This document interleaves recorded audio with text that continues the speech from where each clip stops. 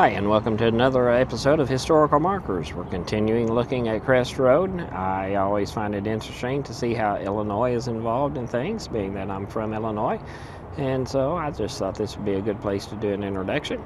So let's see what else is happening on Crest Road. The 94th Ohio Infantry, Cardin's Brigade, Johnson's Division, 14th Corps, Major Rue P. Hutchins, November 25th, 1863. This regiment, with its brigade, ascended Lookout the afternoon of November 24th, joined Hooker's forces, and participated in the close of the battle. About 1 p.m. of the 25th, it joined its division in front of Missionary Ridge. The 94th participated in the storming of the ridge, reaching the summit at this point. The regiment bivouacked on the crest and took part during the 26th and 27th in the pursuit of Ringgold. From this point, it returned to Chattanooga on the 29th. Casualties killed was 1 man, wounded 1 officer, and 15 men for a total of 17. This is the 42nd Indiana Infantry, Lieutenant Colonel W.T.B. McIntyre, November 25th, 1863. We're actually overlooking I-24 at this point. This is Strahls Brigade, Stewart's Division, Breckinridge's Corps, Brigadier General Otho F. Strahl, November 25th, 1863. Looks like all of the divisions were from Tennessee. This brigade, on November 24th, held the right of the line of earthworks which diverged from the line at the foot of Missionary Ridge near a heavy redoubt known as Fort Cheatham, and crossed the plain to Lookout Mountain. Clayton's brigade being on the left, and Finley's brigade of Breckinridge's division on its right. Soon after nightfall, the division, with the exception of Clayton's brigade, was withdrawn to the crest of Missionary Ridge. One half of the brigade was on picket duty at the foot of the ridge and in rifle pits partway up the ridge. The other half took position between Stovall's on its left and Adams Gibson on its right. To cover the space assigned, the men were formed in one rank, some 6 to 10 feet apart, the ridge being carried by the assault of the enemy. The afternoon of the 25th, the brigade retreated toward Mission Mills. Casualties killed were 16, wounded 93, missing 150. This is the 88th Indiana Infantry, Colonel Cyrus E. Bryant, November 25th, 1863, 1 killed and 8 wounded.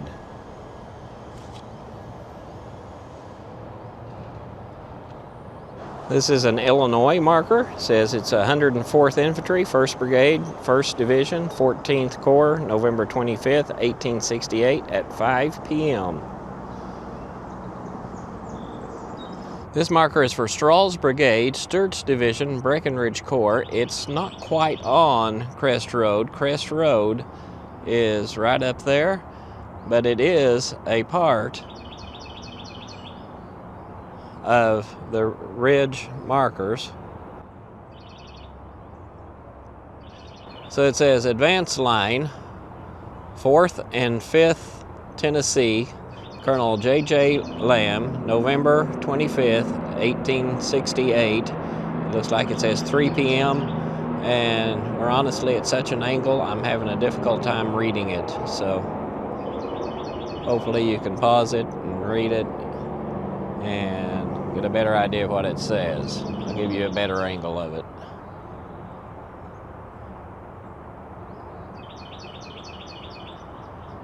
But this one is actually on Ridge Road. This is Johnson's Division, Palmer Corps, Brigadier General Richard W. Johnson, November 25th, 1863 at 5 p.m. Had the 1st, 2nd, and 3rd Brigade. Carlin's Brigade ascended Lookout Mountain at dusk on November 24th and relieved the right of General Hooker's line under the palisades east of the Craven House. During the morning of the 25th, it descended Lookout Mountain, recrossed Chattanooga Creek, and rejoined its division soon after noon, forming its right. The 1st and 2nd Brigades of the division formed the right of the assaulting column of the Army of the Cumberland in the afternoon of November 25th against Missionary Ridge. The 2 brigades moved to the assault simultaneously with the 3 divisions of Sheridan, Wood, and Baird on the left. They carried the earthworks at the foot of the ridge and steadily fought their way up to the summit. the center reaching the crest about this point. The 3rd Brigade remained in the entrenchments about Chattanooga. This is the 15th U.S. Infantry, Major J.R. Eddy, commanding 1st Battalion, Captain Henry Cateltis, 2nd Battalion, Captain William S. McManus, November 25, 1863, 4 men killed, 11 men wounded.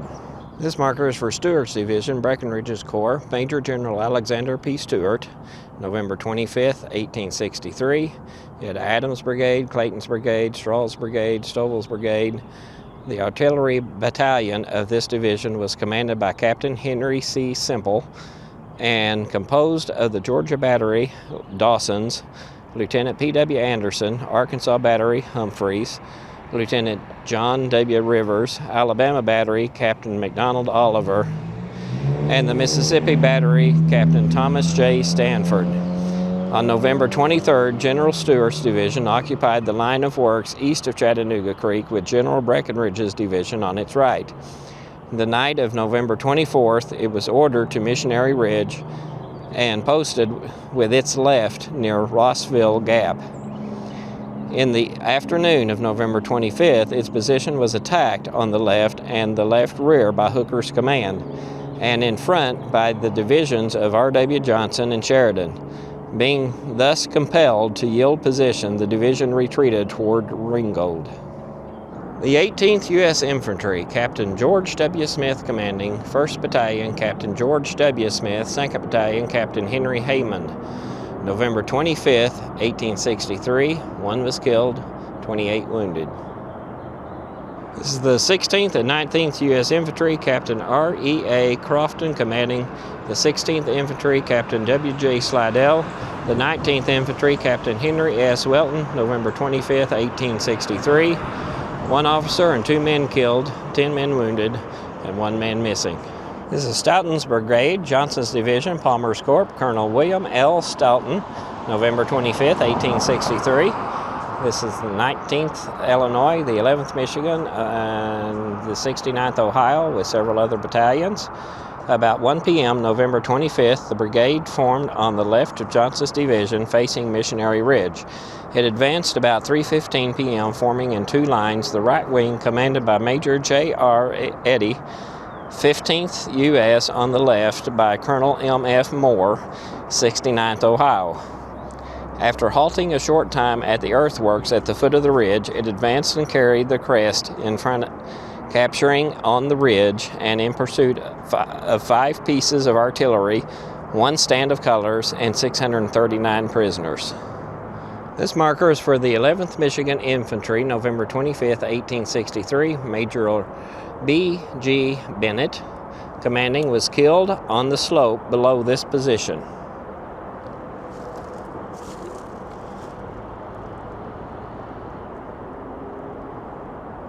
This marker is the 69th Ohio Infantry, Stoughton's Brigade, Johnson's Division, 14th Corps, Major James J. Hanna, November 25th, 1863. This regiment, with its company, 1, thrown out as skirmishes, advanced upon the earthworks at the foot of Missionary Ridge in the general assault and carried them, capturing many prisoners. It was successful on its line in the storming of the ridge, reaching the summit about this point. It participated on the 26th and 27th in the pursuit to Ringgold. On the 29th, it returned to Chattanooga. Strength in action, 20 officers, 267 men. Casualties, killed 1 officer and 10 men. Wounded 4 officers, 30 men, missing 1, total of 46.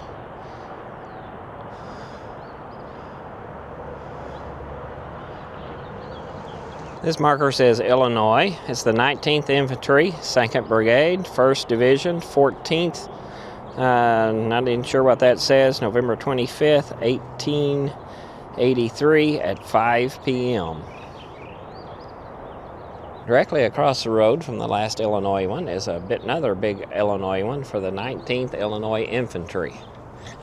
So let's see if we can get a closer look at this one. There's actually some stairs we can go up.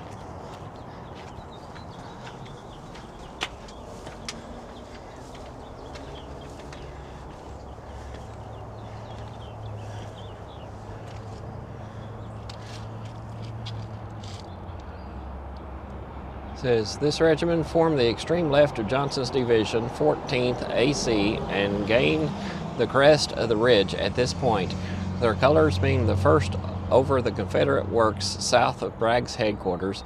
This monument was erected by the surviving members of the regiment and friends in memory of the brave comrades who fell during the war.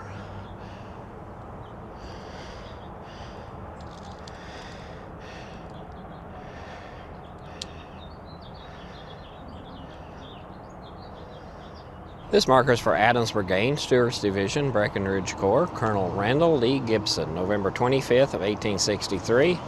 Looks like several battalions from Louisiana. This brigade on November 24th occupied the left of Stewart's Division in the works extending across the plain from the foot of Missionary Ridge to Chattanooga Creek. Its right rested on the Rossville Road at Watkins Place, having Stovall's brigade on its right. Its left passed north of the Watkins House and reached Chattanooga Creek. Upon the general withdrawal of the line from the plain to the crest of the Missionary Ridge during the night of November 24th, this brigade was posted first north of Bragg's headquarters to the left of Patton Anderson's division, but was subsequently moved to the left of Bragg's headquarters and became the right of Stewart's division. In order to cover the space assigned, the brigade was formed in one rank, the line much attenuated.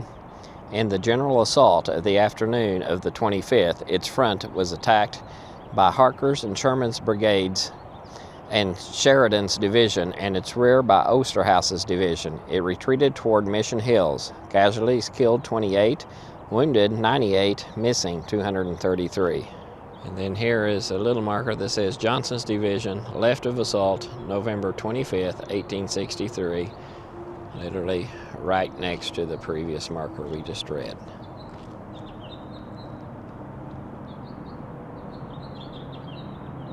This marker is for the Illinois 74th Infantry, 1st Brigade, 2nd Division, 4th Corps, November 25th, 1863 at 5 p.m.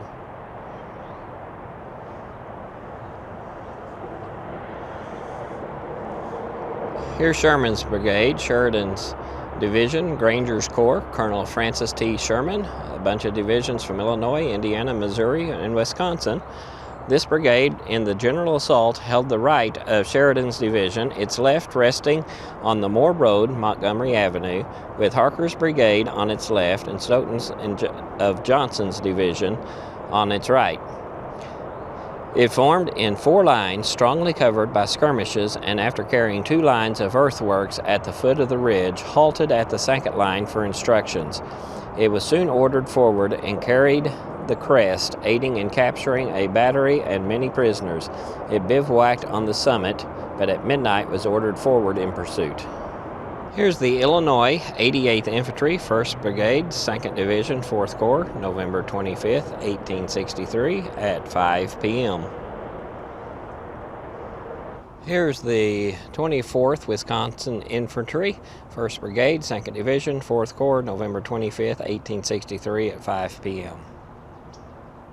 This marker is Dawson's Georgia Battery, 2 12-pounder Napoleons, 2 12-pounder howitzers. Major J.W. Eldridge's Artillery Battalion, Stewart's Division, Breckinridge's Corps. The battery came into position in rear of Adams Brigade of Stewart's Division after the general advance of the enemy had commenced about 3:45 p.m. and without defensive works of any character opened the entire battery on the rapidly approaching lines and continued to fire with great celebrity and destructive effect, aided in temporarily checking the advance of the troops in its front till the ridge had been carried on the right and the enemy were rapidly approaching on that flank.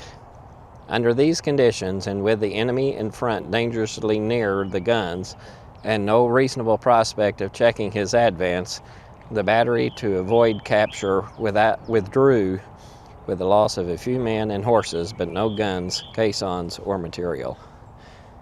And then you can see there's a couple of cannons on either side of this marker. Here's the Medal of Honor Heritage Trail, Missionary Ridge, November of 1863. It says the men of John B. Turchin's brigade were bitter at the way they were treated by the Confederates at Chickamauga. As they swarmed up Missionary Ridge on November 25th, they screamed "Chickamauga" over and over again as their war cry. 3 of these soldiers from the 11th Ohio Infantry and 1 from the 31st Ohio were awarded the Medal of Honor for valor as they showed going up the ridge in the face of massed artillery and musket fire with such determination that nothing could stand in their path. In his formal report of the action, General Turchin stated, James B. Bell, Color Sergeant, 11th Ohio, who was wounded in 5 places before he gave up, Corporal George Green, and Private H.R. Howard of the same regiment, who captured the rebel flag. James Walker, Private, 31st Ohio, who carried the colors after 2 color bearers had fallen and captured one of the enemy's flags, should all be promoted. James B. Bell joined the 11th Ohio Infantry at Camp Dennison near Cincinnati, Ohio. He was color sergeant for the regiment when the unit fought at Missionary Ridge as part of General John B. Turchin's brigade. Sergeant James B. Bell's Medal of Honor citation stated, though severely wounded, was first of his regiment on the summit of the ridge, planted his colors inside the enemy's works, and did not leave the field until after he had been wounded 5 times. And then there's more you can read here, and you can actually visit their website at mohm.org. Here's another Medal of Honor Heritage Trail, Missionary Ridge, November 1863. This one talks about Private Robert B. Brown. He was with the 15th Ohio Infantry at Missionary Ridge. His regiment was part of General August Willock's brigade in General T.J. Wood's 3rd Division. At 9 a.m. on the 25th, General Willock later wrote, under orders, our pickets drove the enemy back by their rifle pits at the foot of Missionary Ridge. At 11 a.m. I received an order to prepare for an advance and to advance toward Missionary Ridge at the signal of 6 rapid cannon shots. In his capture of a Confederate flag, Private Robert B. Brown lived up to his commander's standards. When awarded the Congressional Medal of Honor, his citation stated, at Missionary Ridge, Tennessee, 25 November 1863, citation, upon reaching the ridge, through concentrated fire, he approached the color bearer of the 9th Mississippi Infantry, demanded his surrender with threatening gesture, and took him prisoner with his regimental flag.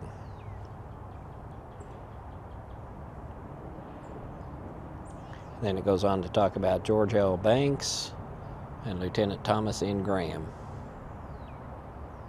The Medal of Honor Heritage Trail continues. This one talks about General William T. Sherman, General Green R. Rom's brigade, John S. Kuntz, and says the drummer Kuntz was taken to an aid station where a surgeon informed him that amputation was necessary. He was chloroformed and on awakening felt for his leg, but it was gone. At the time, I was 17 years of age. Drummer Kuntz lost his leg but survived the war for many years. Although the War Department found him guilty of disobedience, that same act of heroism earned him the Medal of Honor 30 years later. So that was another episode of Historical Markers on Crest Road. There are many more markers. Let's see what else there is to see on Crest Road. And I hope you like this series, and like, subscribe, and let us know what you think.